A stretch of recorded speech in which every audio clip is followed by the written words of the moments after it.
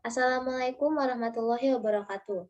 Perkenalkan, nama saya Najati Kadwi Rahma dengan nomor NPM 211506143 dari Teknik Informatika Universitas Lampung. Di sini saya akan menjelaskan mengenai SDLC dan Software Process Model. Yang pertama yaitu System Development Life Cycle atau SDLC. SDLC merupakan tahapan kerja dalam pembuatan atau pengembangan sistem yang bertujuan untuk menyelesaikan masalah secara efektif. SDLC juga digunakan untuk menghasilkan sistem berkualitas tinggi yang sesuai dengan tujuan dibuatnya sistem tersebut. Dalam SDLC itu terdapat beberapa tahap. Yang pertama yaitu planning. Planning yaitu berfungsi untuk mengidentifikasi dan menentukan ruang lingkup yang perlu dilakukan dalam proses pengembangan. Kemudian yang kedua ada analisis. Tujuan dari analisis yaitu menganalisis kebutuhan fungsional sistem. Yang ketiga ada desain, yaitu berfungsi untuk membuat rencana desain atau spesifikasi rancangan. Dan yang terakhir itu implementation, yaitu berfungsi untuk mengimplementasikan rancangan dari tahap-tahap sebelumnya dan melakukan uji coba. Yang kedua yaitu software process model. Software process model merupakan sekumpulan tahap, tugas, dan aktivitas yang dibutuhkan dalam pembuatan atau pengembangan suatu sistem. Software process model merupakan standarisasi yang ditetapkan untuk membangun suatu perangkat lunak. Secara umum, software process model itu dibagi menjadi tiga. Yang pertama yaitu struktur design, yang kedua adalah rapid application development, dan yang terakhir yaitu agile development. Software proses model yang paling klasik atau yang paling tradisional yaitu struktur desain, sedangkan yang paling modern yaitu agile development. Dalam struktur desain, terdapat model waterfall. Model waterfall diperkenalkan oleh Winston Roach pada tahun 1970. Dikatakan sebagai model waterfall atau air terjun karena model ini berkembang secara sistematis dari satu tahap ke tahap lain. Tahap demi tahap harus dilakukan secara berurutan. Model ini dapat digunakan pada saat kebutuhan untuk suatu masalah telah dipahami dengan baik, sehingga pekerjaan dapat mengalir secara linear. Biasanya diterapkan pada proyek berskala kecil hingga menengah. Kelebihan dari model ini yaitu sistem rangkaian jelas, gambaran akhir yang jelas, dan baik dalam dokumentasi. Sedangkan kekurangannya tidak fleksibel, memakan waktu yang lama, dan potensi kenaikan biaya yang besar. Kemudian dalam struktur desain itu terdapat parallel development. Parallel development merupakan metode yang pada fase desain dan implementasinya dibagi menjadi banyak salinan, mengikuti fase analisis. Masing-masing salinan melibatkan pengembangan sebuah subsistem atau subproyek terpisah yang akan disatukan secara bersama-sama dalam sebuah sistem kohesif atau padu. Biasanya digunakan saat kebutuhan sistem selalu berubah. Kelebihan dari model ini yaitu meminimalisasi waktu penjadwalan dan meminimalisasi kesempatan untuk dikerjakan ulang. Sedangkan untuk kekurangannya, yaitu masih menggunakan dokumen di kertas dan menggabungkan subproyek memerlukan suatu keahlian yang khusus. Biasanya banyak terjadi kegagalan pada saat proses penggabungannya.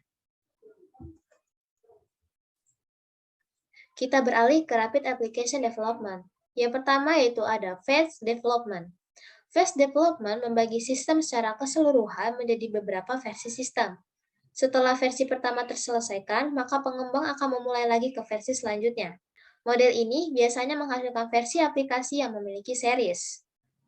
Kelebihan dari model ini yaitu user mendapatkan sistem lebih cepat, user bisa mengidentifikasi part-part yang masih dibutuhkan untuk ditambahkan dalam sistem selanjutnya, dan pembuat sistem bisa terus berinovasi sesuai dengan perkembangan teknologi dan kebutuhan user sesuai dengan waktu yang ditentukan.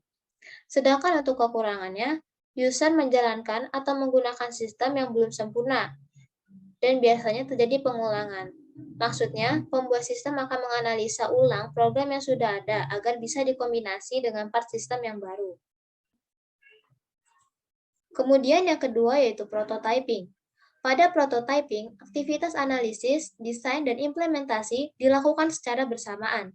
Model ini digunakan untuk membuat rancangan dengan cepat dan bertahap. dapat melakukan interaksi dengan pengguna selama proses pembuatan sehingga dapat segera dievaluasi oleh calon pengguna atau klien. Kelebihan dari model ini yaitu dapat menjalin komunikasi yang baik antara user dan pengembang sistem.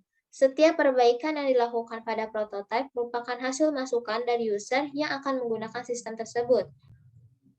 User akan memberikan masukan terhadap sistem sesuai dengan kemauannya, menghemat waktu dalam mengembangkan sebuah sistem, menghemat biaya terutama pada bagian analisa karena hanya mencatat poin-poin penting saja, cocok digunakan pada sebuah sistem kecil yang digunakan pada ruang lingkup tertentu seperti sistem di dalam sebuah kantor, dan penerapan dari sistem yang menjadi lebih mudah untuk dilakukan.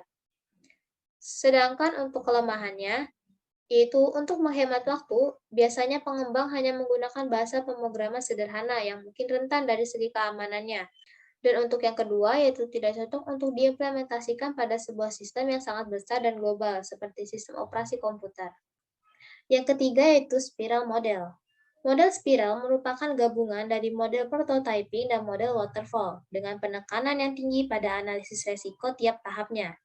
Model ini digunakan untuk melakukan pengembangan dengan deretan pertambahan menjadi lebih baik secara cepat dan tepat berdasarkan keinginan dan kebutuhan pengguna. Biasanya, model ini digunakan untuk proyek dengan resiko sedang hingga tinggi.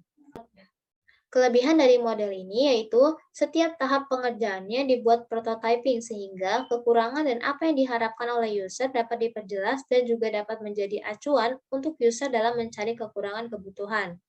Kemudian lebih cocok untuk pengembangan sistem dan perangkat lunak skala besar. Dapat disesuaikan agar perangkat lunak bisa dipakai selama hidup perangkat lunak komputer. Pengembang dan pemakai dapat lebih mudah memahami dan bereaksi terhadap resiko setiap tingkat evolusi karena perangkat lunak terus bekerja selama proses. Sedangkan untuk kekurangannya, yaitu memerlukan tenaga ahli untuk memperkirakan resiko dan harus mengandalkannya supaya sukses. Belum terbukti apakah metode ini cukup efisien karena usianya yang relatif baru. Kemudian memerlukan penaksiran resiko yang masuk akal dan akan menjadi masalah yang serius jika resiko mayor tidak ditemukan dan diatur. Selanjutnya ada Agile Development.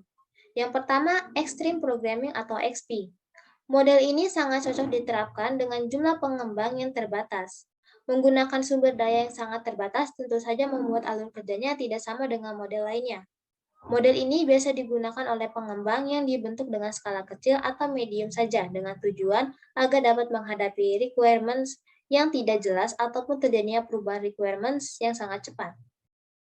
Kelebihan dari model ini yaitu dapat meningkatkan kepuasan kepada klien, pembangunan sistem dibuat lebih cepat, menjalin komunikasi yang baik dengan klien, dan meningkatkan komunikasi dan sifat saling menghargai antara developer. Sedangkan kelemahannya, yaitu model ini tidak memiliki dokumentasi formal yang dibuat selama pengembangan. Satu-satunya dokumentasi adalah dokumentasi awal yang dilakukan oleh user. Yang kedua, yaitu Adaptive Software Development. Model ini merupakan aktivitas berdasarkan tim yang menekankan pada pendekatan kepada proyek yang sedang dikerjakan. Tiga aktivitas tersebut yaitu speculate, collaborate, dan learn, bertujuan untuk melakukan adaptasi terhadap suatu proyek pengembangan software yang sedang dikerjakan. Model ini sangat baik digunakan oleh suatu tim yang mempunyai anggota sedikit, kurang dari 20 orang. Kelebihan dari model ini yaitu dapat menambah produktivitas tim, menambah kualitas software, menambah kepuasan klien, menghemat biaya, dan mengurangi resiko kegagalan implementasi software dari segi non-teknis. Sedangkan untuk kekurangannya, metode ini tidak akan berjalan dengan baik jika komitmen tim tersebut kurang. Metode ini tidak cocok dengan skala tim yang lebih dari 20 orang, dan perkiraan waktu rilis dan harga perangkat lunak sulit ditentukan, tergantung dari kesulitan pengerjaannya. Selanjutnya, model Scrum. Model ini dapat menghasilkan kualitas perangkat lunak yang baik sesuai dengan keinginan pengguna. Dapat digunakan dalam proyek besar maupun kecil dan mudah untuk mengadopsi perubahan. Model Scrum membuat pengembang produk tahu di bagian mana saja produknya bisa dikembangkan lagi hingga mencapai bentuk sempurna. Karena itulah, dalam metode ini, produk sebelumnya tetap akan menjadi contoh karena dikembangkan dari sana. Kelebihan dari Scrum yaitu keperluan berubah dengan cepat, Tim berukuran kecil sehingga komunikasi lancar, biaya berkurang, dan memperdayakan satu sama lain. Pekerjaan yang terbagi-bagi sehingga menghemat waktu, dokumentasi, dan pengujian terus dilakukan setelah software dibangun. Proses Scrum mampu menyatakan bahwa produk selesai saat diperlukan.